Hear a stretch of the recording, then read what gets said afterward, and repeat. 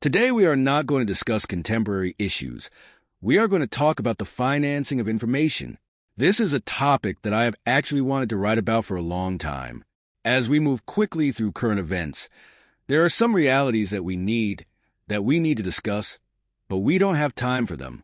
For this reason, I would like to include some academic-themed articles/discussions among our articles. I hope to discuss topics that transcend the ages, that we can call timeless, under this title. Let's talk about financing information. First of all, let us explain the concept of financing knowledge. What does it mean to finance a tomato or a car? This is easy to understand. Because tomatoes are a necessity, pepper is a necessity, bread is a tangible necessity. Agricultural products are a tangible, visible need. You grow them, you put them on the market, and when you supply these products, there is a demand. This creates a price for the commodity. What is the price of bread? Say 5 liras, 10 liras. It has a cost. You sell it for 3 liras. You sell it for 5 liras. The 2 liras in between becomes your profit and your capital for the next year. The same is true for industrial products. There too, there's a concrete, visible need. There is supply. There is demand. A price is formed between supply and demand, and the result is the financing of industrial products. This is how your sector becomes industrialized. A wheel is formed. So is this price and demand relationship and the formation of the price, the formation of the value of the good valid for every product? No, it is not. There are some products that need to be financed, funded by income earned elsewhere. This is the case with social activities, helping the poor, etc. In my opinion, the production of knowledge and ideas is the most valuable product on earth. Knowledge and ideas are much more important and much more difficult to obtain than agricultural or industrial products. There is a highly sophisticated production process in knowledge production. Compared to industry, agriculture, and the service sector, knowledge production is much more complex and sophisticated. On the other hand, despite the fact that knowledge is so valuable, people do not easily realize that they need knowledge or that knowledge is valuable. It is not always so easy for the masses to understand the value of knowledge. For this reason, the supply-demand mechanism and classical price formation methods do not work very well in financing knowledge. In other words, when you offer the world's most valuable knowledge to society, especially the common people, that is, people on the street, ordinary people who are not experts in that subject, have difficulty in understanding the value of that product, it is not possible for them to pay a price for it, to pay money for it. Or, since those who understand the value of that product, idea/information, and pay a price for it do not reach a sufficient number, the production of that information is not realized at the desired level. When we look at the early ages, we see that scientists and artists were mostly patronized by rich and powerful people. Scientists and artists were patronized in the palace of a king or a ruler, and they continued their scientific and artistic work there. There was no other institution that could do this job, that could protect science and art. People could not do this with their own power. I don't know. It is very difficult to establish an observatory on your own. There were some rich people from the family. Of course, there were some people who had inherited money from their families and were interested in science and art. There were people who spent all their property, land, houses, and money for this cause. But these are very exceptional.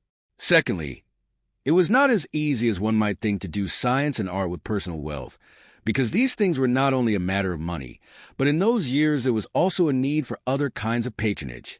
As civilization developed and wealth spread, not only the heads of state of a country, but also local lords or elites of the feudal order began to patronize artists and scientists/thinkers. In the mansion of the prominent person of the city, the prominent person of the principality, whatever it is, we see that artists and scientists and intellectuals are patronized. This protection was both material protection and protection from political and social pressures. But this had some drawbacks. If you ask what the drawbacks were, first of all, it took away or limited your freedom. Whichever mansion you took refuge in, you were not supposed to contradict the ideas of those in that mansion. You were not supposed to criticize them. On the contrary, you were supposed to praise them. When we look at such patronized scientists, intellectuals, artists, we first see that eulogies, poems, books full of praise were written for the person or persons who patronized them. The work done was attributed to the patron. Gratitude to the patron was shown in some way. Therefore, in this system, it would not have been possible to work on an idea that opposed your patron or an administration that your patron was afraid of. You could work in an extremely limited area. You cannot clash with the palace, the mansion. The other point is that it is very difficult to reach the public. You don't need the public in this system because you are not selling your product to the public. The masses are not your customers. The value of the idea or information you produce is determined by the buyer, your patron. The price he gives you depends not on the quality of your production, but on your ability to satisfy him. The public may have no idea about your work. The value of your work will be realized maybe 100 years later, 500 years later, 600 years later. This system had such drawbacks. The price of knowledge and works of art were not determined by the masses. This situation continued until the 1400s, more precisely until the 1500s. The invention of the printing press in the 1450s changed the picture completely. Gutenberg actually wanted to make money. He wanted to get rich. For the first time in Europe, in Germany, such a practical, easy-to-use printing machine was developed. Although the printing press had been invented by the Chinese for the first time, the printing press developed in Germany was easy to use and did full justice to the word printing press. The printing press is an extremely practical machine. It makes printing cheaper and makes it easier to print many different books quickly and in series. We are talking about a very practical machine. Around 1450, this machine appeared. Maybe Gutenberg did not make much money from this machine. Maybe he even made a loss.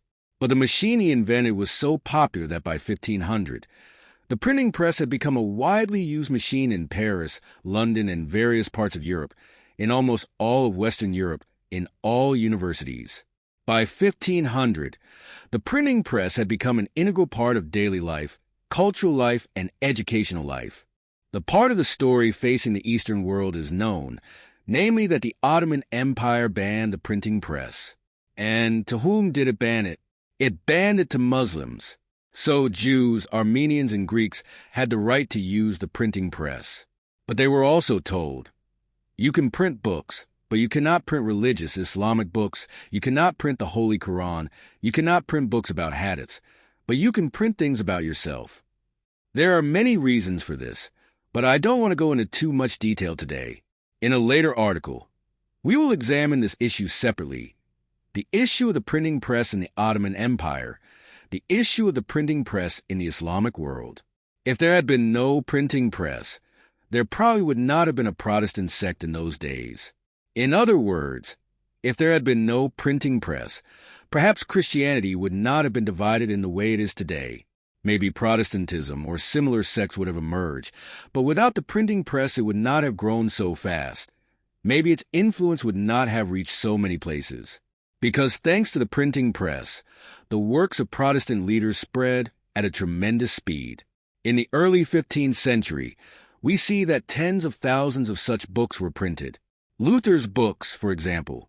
Even today, if you were to write a book in Turkey, aside from exceptions, your book would usually be printed in 1,000 copies or 2,000 copies. Authors are happy when their books sell 2,000 copies, but both the author and the publishing house are very happy when they sell 5,000 copies. The massification of the book and the payment of a certain price for each book have played a big role in the liberation of thinkers and intellectuals. Look, what happened thanks to this? The author was able to put his book on the market. In other words, his idea turned into a material object, became tangible. Ideas turned into a commodity that was not handwritten, that was distributed by the thousands and tens of thousands and monetized. Of course, there are negative aspects to this development. Everything has both positive and negative aspects, but the most important benefit here is the direct connection between the writer and the reader. The author was able to touch large masses with his ideas. In addition, the ideas that gained a tangible existence led to a supply-demand relationship. Both literacy became mass and widespread, and ideas spread to the masses. In my opinion, this is one of the important reasons why the printing press did not become widespread in the Near East, in the Islamic geography, especially in the Ottoman Empire, or why the ban on the printing press was not lifted for centuries. That is, the possibility of uncontrolled dissemination of ideas, the possibility of them spreading around. The Ottoman sultans were extremely intelligent people. My opinion is that they saw this danger. It is not possible that they did not see it. Even if they did not see these risks at first, it is unthinkable that they did not see them later. If they didn't see it in the 15th century, they would see it in the 16th century, and if they didn't see it in the 16th century, they would see it in the 17th century. Moreover, it will not be until the 17th century before they realize the consequences of such an invention with such obvious effects. Because when we talk about the Sultan/Khalifa, we are not only talking about him, but also about a state under him. It is not possible for the printing press to remain banned for hundreds of years. With the emergence and spread of the printing press, the financing of knowledge became easier and its nature changed. These effects of the printing press are not talked about much in our country. The printing press may be talked about, but its impact on the financing of knowledge is not. Likewise, the impact of the printing press on the emergence of the press is not talked about much. The press emerged with the birth of the printing press. What is the press? Newspapers, magazines. What are newspapers and magazines? You print 1,000 of them, daily articles containing some ideas, news. You spread them around on the same day. You print daily news and distribute it on the same day. You call this a newspaper, or you print and distribute weekly news, monthly news in magazine format. Such a fast and large print run would only have been possible with the printing press. In other words, there is no press by writing by hand, printing by hand. With the emergence of the printing press, or rather with the effective use of the printing press, the press also began. In fact, some of the book format publications that came out in this period were actually aiming for a newspaper-like function. There are things like one-page, two-page flyers. These are all things done with the logic of a newspaper. They write one page, print it, and distribute it. In other words, they were printed in the way we call flyers today. But if you look at it, it is not different from newspapers, magazines, and press in terms of function. By the 17th century, serious newspapers started to emerge. When you look at the 18th century, there are newspapers in some Western countries. Institutionalized newspapers have started to emerge. 18th century British newspapers can make very harsh criticisms. There were attempts at censorship, of course, but a really serious press emerged. The emergence of the press is thanks to what? It is thanks to the printing press, and thanks to the mass support and capital of newspaper owners. They are able to challenge and oppose the king and the government. What enables them to do this? They can do this thanks to the payment of money to their newspapers. In other words, the reader keeps the newspaper alive, finances it. With the financing of the readers, that newspaper survives. How much? Here is 10 cents. 1,000 people pay 10 cents. If the circulation is higher, 20,000 people give 10 cents each. In this way, those who publish the newspaper find the motivation to continue publishing it, and in this way they can maintain their independence. Advertisements appear later on, adding to the strength of newspapers. When we look at today's world, this is pretty much how it continues. Newspapers that can be financed by their readers and journalism can remain relatively strong, qualified, and independent. For example, if you want to buy a newspaper in the UK, if you go to a newsstand and you want to buy Financial Times, you pay £4.80. I'm not talking about a monthly newspaper. I'm not talking about a monthly subscription. I'm talking about the price of a weekend newspaper. If you want to buy the Sunday Times, you have to pay £3.50. If you want to buy the Guardian, that's £2.80. If you want to buy the New York Times, the Washington Post, or the Wall Street Journal, you will pay a similar price. When you compare these figures with less developed countries like Turkey, they are very expensive. This means that it is difficult to get a newspaper in the United Kingdom and the United States, and it is expensive compared to daily necessities, like groceries. They even pay 20 eggs for a newspaper in the UK. In Turkey, newspapers are sold for the price of one egg. In the UK, you can buy a copy of a daily newspaper for a price close to the price of half a kilo of mincemeat. For example, if you compare it to bread, the newspaper is much more expensive than bread. Newspapers are more expensive than bread, eggs, milk. This means that readers in these countries value newspapers more than bread, eggs, etc. Instead of 1 kilo of sugar, instead of half a kilo of mincemeat, he buys his newspaper. Newspapers are precious in these countries. So it is not a good thing that newspapers are cheap. It is also not a good thing that the price of books is cheap. It seems like a good thing that the prices of cultural products are cheap, but it is not. You have to pay the price so that a quality product is produced, so that the cultural producer can remain free and independent in the face of those in power. If the consumer doesn't pay the price, someone will try to publish a newspaper with the money he earns elsewhere, but then his priority will not be the newspaper. It will be the business he earns money from. The newspaper starts to lose its characteristic of being a newspaper. It loses its freedom. Since it doesn't make money from journalism, it also loses its quality. If the book doesn't make money, someone will set up a publishing house and publish books with the money he earns elsewhere, but then his priority is not to publish newspapers or sell books. It can't be. Publishing turns into a tool that hides or feeds other businesses, not a purpose. It starts to manipulate the reader. Where money is made is a priority. This is why non-press bosses do not and cannot prioritize newspapers. If you look at the example of U.S. newspapers, you can see that those who make money from that business are able to remain strong, high quality, and independent. By the way, let me also say that quality is very important.